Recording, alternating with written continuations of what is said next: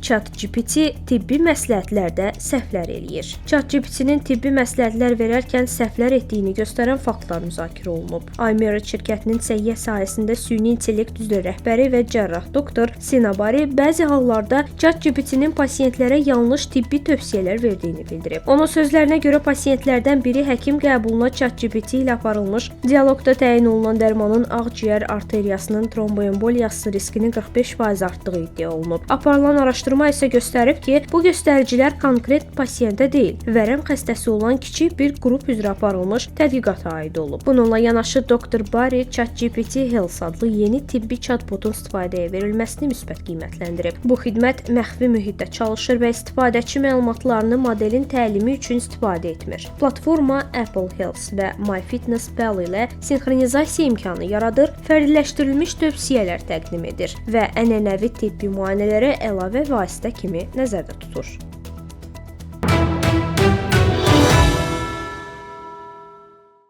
Yeni inyeksiya yüzlərlə insanı korluqdan xilas edə bilər. İnqilabi göz iynəsi görməmi xilas etdi. Bunu tarixdə ilk pasiyent deyib. Həkimlər əvvəl mümkün sayılmayan bir nailiyyətə imza ataraq nadir, lakin təhlükəli göz xəstəliyi olan hipotoniyadan əziyyət çəkən insanların görmə qabiliyyətini bərpa etdiklərini bildirib. Londondakı Murfields göz xəstəxanasında aparılan pilot tədqiqat göstərib ki, yeni müalicə alan 8 pasiyentdən 7-sində müsbət nəticə əldə olunub. İlk pasiyent 47 yaşlı Nikki Guy'dı. O, BBC-yə verdiyi açıqlamada müalicənin həyatını dəyişdiyini deyib. Onun sözlərinə görə əvvəllər yalnız barmaqları saya bildiyi halda, indi görmə cədvəlindəki əksər hərfləri oxuya bilir. Hipotoniya zamanı gözün daxili təzyiqi kəskin azalır və müalicə olunmadıqda korluğa səbəb ola bilər. Hazırda bu üsul Böyük Britaniyada onlarla pasiyentdə sınaqdan keçirilir və alimlər nəticələrin ümidverici olduğunu bildirib.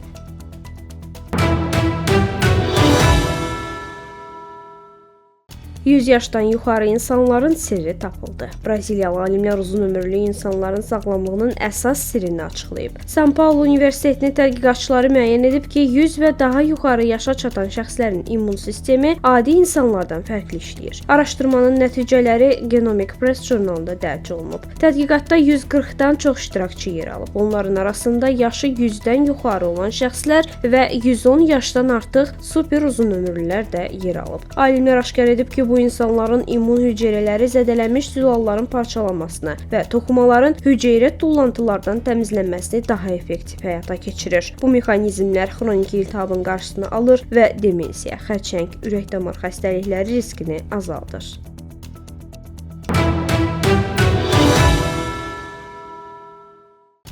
Bu 5 dəqiqəlik hərəkət ölümdən qoruyur. Gündəlik həyatda edilən çox kiçik dəyişikliklər insan ömrünü uzada bilər. The Lancet jurnalında dərc olunan 2 yeni araşdırmaya görə cəmi 5 dəqiqə əlavə fiziki aktivlik, daha az oturaq həyat tərzi və yuxu rejimində düzəlişlər ölüm riskini əhəmiyyətli dərəcədə azalda bilər. Tədqiqatlar göstərib ki, gündə 5 dəqiqə orta tempdə yerimək belə ümumi ölüm riskini təxminən 10% azaldır. Fiziki aktivliyin 10 dəqiqəyə çatdırılması bu göstəricini 15%-ə qədər yüksəldə bilər.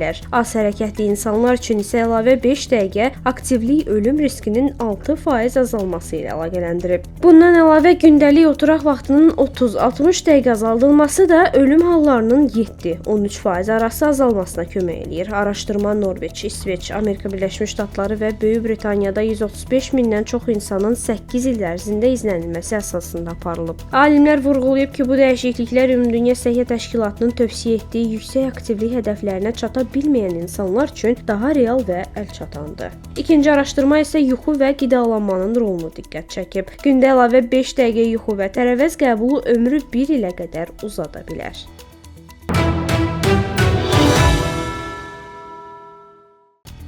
Kalori yox, qida keyfiyyəti önəmlidir. Amerikalı mütəxəssislər uzun müddətli arıqlama üçün əsas amilin kalori saymaq deyil, qidalanmanın keyfiyyəti olduğunu bildirib. The Conversation portalının yazdığına görə qısa müddətli sərt pəhrizlər tez nəticə versə də, əksər hallarda davamlı olmur və çəkinin yenidən artması ilə nəticələnir. Araşdırmalar göstərib ki, pəhrizlə arıqlayan insanların cəmi 20%-i əldə etdiyi nəticəni uzun müddət qoruyur. Bunun əsas səbəblərindən biri ciddi qadağalara əsaslanan pəhrizlərin psixoloji və fizioloji baxımdan çətin olmasıdır. Sevilən qidaların tamamilə rasiondan çıxarılması beyni zəiflədir və güclü yemək istəyi yaradır. Fizioloji baxımdan isə kəskin kalori azaldılması iştahın artmasına, toxluq hissinin zəifləməsinə və enerjiyə qənaət mexanizmlərinin işə düşməsinə səbəb olur. Bundan əlavə sürətli arıqlama zamanı yağla yanaşı əzələ kütləsi də itirilir ki, bu da maddələr mübadiləsini zəiflədir və çəkinin geri qayıtma riskini artırır.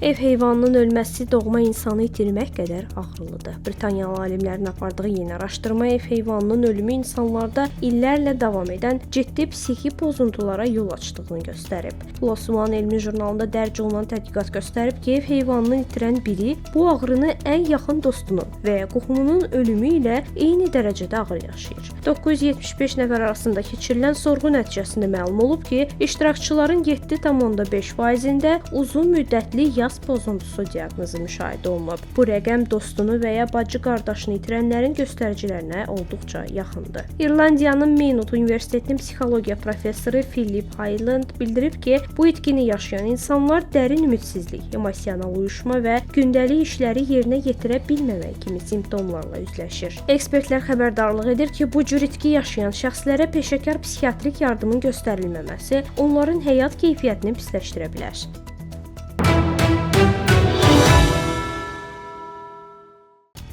Qış depressiyasına qarşı effektiv yollar. İlin ən kədərli günü 19 yanvar hesab olunsa da, mütəxəssislər bunun elmi əsasının olmadığını bildirib. Mavi bazar ertəsi termini ilk dəfə 2005-ci ildə psixoloq Cliff Arnold tərəfindən marketinq məqsədi ilə ortaya atılıb. Hava şəraiti, borclar və yeni il vədlərinin yerinə yetirilməməsi kimi amilləri birləşdirən bu formula elmi sübuta malik olmasa da, qış aylarında insanların emosional vəziyyətinin pisləşməsi bir faktdır. Gün işığının azalması bədəndə serotonin və melatoninin balansını pozaraq yorğunluq, yuxusuzluq və maraqsızlıq yaradır. Ekspert Stephanie Davis bildirir ki, yanvar depressiyasına qalib gəlmək üçün radikal dəyişikliklər deyil, kiçik və məqsəd yönlü addımlar lazımdır. Gündəlik cəmi 20 dəqiqəlik fiziki aktivlik depressiya simptomlarını azaltmaqda medikamentoz müalicə qədər effektiv ola bilər. Otaqları maksimum işıqlandırmaq enerji səviyyəsini yüksəldir. Gündə 7-9 saatlıq keyfiyyətli yuxu mütləqdir. Son olaraq isə sosial əlaqələrin vacibliyi vurğulanır. Dostlarla qısa bir telefon zəngləşməsi və ya görüş izolyasiya hissini yox edən ən güclü antizəhərdir deyə alimlər bildirir.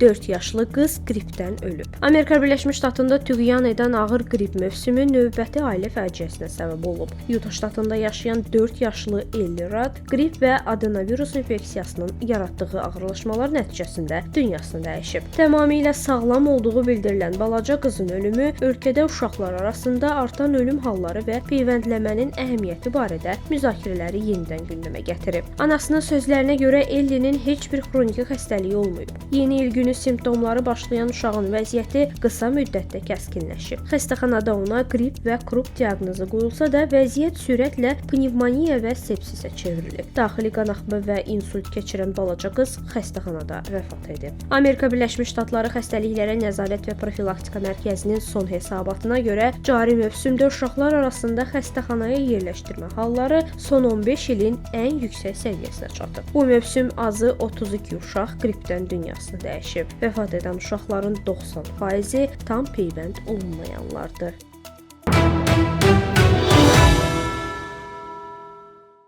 Cinsi istək yaşla azalırmı? Yeni elmi araşdırma kişilərin cinsi istəyi ilə bağlı mövcud olan təsəvvürləri alt-üst edib. Estoniyanın Tartu Universitetinin alimləri müəyyən edib ki, kişilərdə libido gənclik dövründə deyil, əsasən orta yaşa qədər artmağa davam eləyir və pik nöqtəsinə təxminən 40 yaşda çatır. Tədqiqatın nəticələri Scientific Reports jurnalında dərc olunub. Araşdırma çərçivəsində 20-84 yaş aralığında olan 67 mindən çox insanın məlumatları təhlil edilib. Alimlərin fikrincə sosial, psixoloji və şəxsi münasibətlər kimi faktorlar libidoya azı hormonlar qədər təsir göstərir. Tədqiqatın həm müəllifi professor Toyvo Avik bildirib ki, istək insanın münasibətlərindən, həyat məmnunluğundan və sosial mühitindən güclü şəkildə asılıdır. Maraqlıdır ki, bəzi peşə sahiblərində libido daha yüksək qeydə alınıb. Araşdırmada qadınlarla bağlı nəticələr isə fərqli olub. Qadınlarda cinsi istək əsasən 20-30 yaşlarında zirvəyə çatır və 50 yaşdan sonra azalır. Mütəxəssislər bildirib ki, cinsi istək hər iki cins üçün fərdi xüsusiyyətlərdən asılıdır.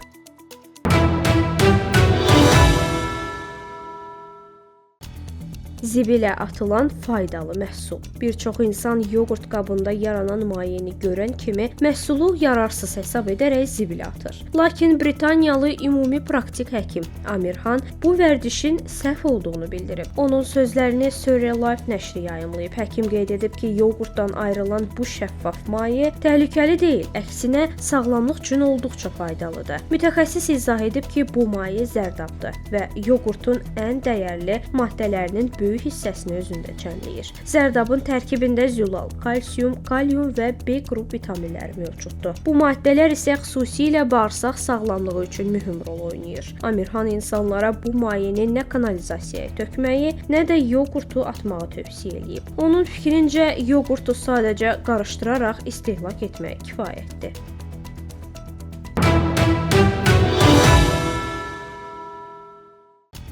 Ana südünün miqdarını ölçən ilk cihaz. CS 2026 sərgisində valideynlərin marağına səbəb olan yeniliklərdən biri dünyada ilk dəfə ana südünün miqdarını real vaxtda ölçən Coro monitoru olub. Bu cihaz körpənin nə qədər süd qəbul etdiyini dəqiqliklə izləyə bilir və bazarda analoq olmayan texnologiya kimi təqdim olunur. Coro silikon döş ucu qoruyucusu formasındadır və içərisində patentləşdirilmiş mikroaxını ölçən sensor yerləşir. Süd qoruyucudan keçdikcə məlumatlar dərhal mobil tətbiq ötürülür. Pulsuz tətbiq süd həcmini təhlil edərək valideynlərə körpənin qidalanma ehtiyaclarını daha yaxşı anlamağa kömək eləyir.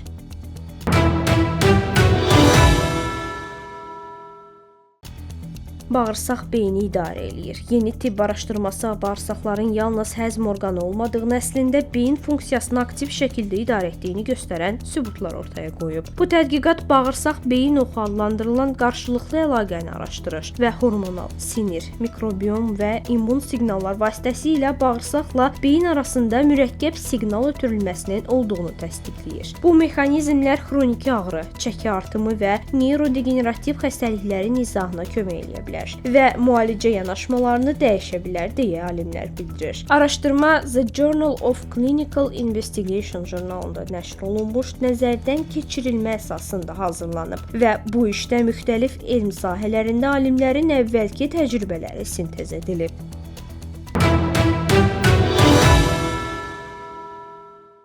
Böyüklər normadan 40% artıq duz istehlak eləyir. Araşdırmaya görə İngiltərədə yaşayan böyüklər həftə ərzində təxminən 155 paket çipsə bərabər miqdarda duz qəbul edir. Britaniya Ürək Fondu bildirir ki, orta hesabla gündəlik duz qəbulu 8,4 qramdır ki, bu da hökumətin tövsiyə etdiyi 6 qramlıq normadan təxminən 40% çoxdur. Mütəxəssislər xəbərdarlıq edir ki, bu vəziyyət yüksək qan təzyiqi, infarkt və insult riskini ciddi şəkildə artırır. Ürək Fondunun məlumatına görə istehlak edilən duzun böyük hissəsi çörək, səhər yeməyi taxılları, hazır souslar və yarım fabrikatlar kimi gündəlik məhsullarda gizlidir. Buna görə də insanlar nə qədər duz qəbul etdiklərinin fərqində olmur. Yüksək təzyiq səssiz qatil adlandırılır və Böyük Britaniyada böyüklərin təxminən 1/3-nə təsir edir. Lakin milyonlarla insan bundan xəbərsizdir. Ümumdünya Səhiyyə Təşkilatı duz istehlakının azaldılmasının minlərlə vaxtsız ölümü qabaqlaya biləcəyini vurğulayır.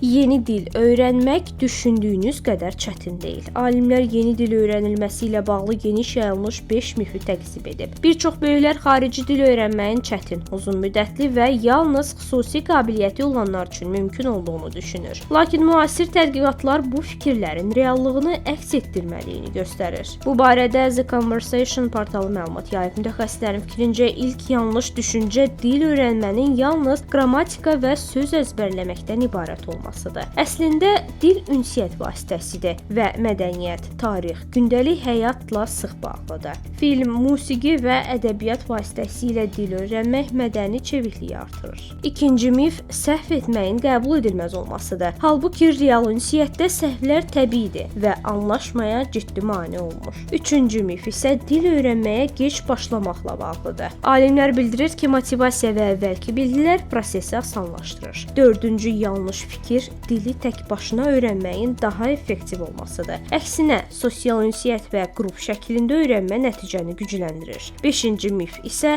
dil öyrənmənin çox vaxt və böyük zəhmət tələb etməsidir. Rəqəmsal platformalar sayəsində bu proses daha tez və əlçatan olub. Ekspertlər vurğulayır ki, yetkin yaş dil öyrənmək üçün maneə deyil.